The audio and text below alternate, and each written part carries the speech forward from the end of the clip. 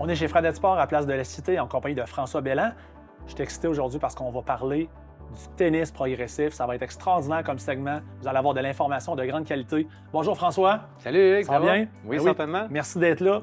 Parle-nous de ça tout de plaisir. suite. C'est génial avec les raquettes, les balles, le tennis progressif. Là. Ça vient d'Europe, évidemment, depuis plus d'une vingtaine d'années maintenant. Puis ça permet à nos jeunes, surtout les jeunes, là, de commencer rapidement à partir de 4 ans et d'être déjà capables de faire des échanges. Exactement. Donc, l'idée, c'est ça, c'est qu'au tennis, c'est un sport qui demande quand même des habiletés. Exact. C'est un sport qui est plus difficile à maîtriser. Donc, l'idée du tennis progressif, c'est de commencer avec des équipements qui sont plus accessibles pour évoluer vers une raquette adulte avec une balle normale. Exact. Donc, quand on commence au départ, quand le jeune, ça va dépendre de son âge, ça va dépendre des habiletés, effectivement. Puis ça va dépendre aussi de sa grandeur. Quand on parle d'un jeune de, je vous dirais, 4 à 6 ans, on parle d'une raquette et d'une balle comme ça, une raquette 19 pouces avec une balle en mousse. Ben oui. C'est parfait pour commencer. La raquette est plus petite, la balle est plus facile à maîtriser. C'est excellent.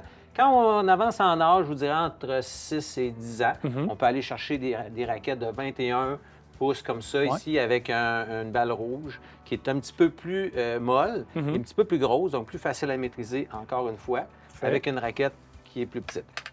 Ensuite, on évolue, on s'en va vers la raquette à 23 pouces, avec la balle orange, comme ça, qui est encore dépressurisée, mais un petit peu moins, un peu plus dure. Oui, on se met plus loin aussi, là, c'est ça? On est un peu plus loin sur le terrain, donc on commence à maîtriser un petit peu plus. Ensuite, quand on est rendu proche vraiment de maîtriser à 100 on va aller chercher des raquettes à 25 ou 26 pouces comme ça ici, puis on va aller chercher une balle verte comme ça, qui est presque comme une balle normale, mais un petit peu plus molle. Oui, tu as raison, il manque un petit 25 François, maintenant, pour le test de la raquette, la longueur, qu'est-ce qu'on fait?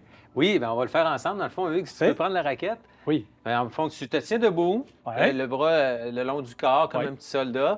On vérifie après ça la tête de la raquette, à quelle hauteur elle va arriver par rapport au sol. Si on a un écart d'à peu près 2 cm, c'est parfait. C'est ça, à ce moment-là, on est correct. Trop grand. Puis, si elle se touche à terre, c'est trop, effectivement. Parfait. Puis aussi, on a un outil en boutique qui nous permet, selon la grandeur du junior, de pouvoir savoir quelle raquette et quelle balle vont être utilisées à ce moment-là. C'est très visuel, ça peut être intéressant aussi d'utiliser ça. Petit mini Rafa, c'est bon, avec la progression des balles, excellent.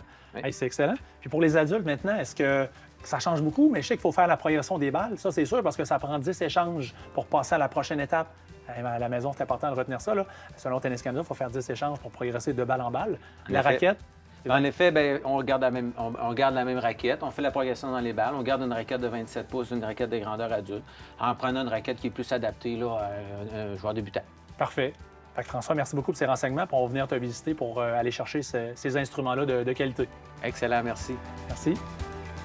Ce volet vous a été présenté par Fradette Sport. Notre raison d'exister est la passion du sport.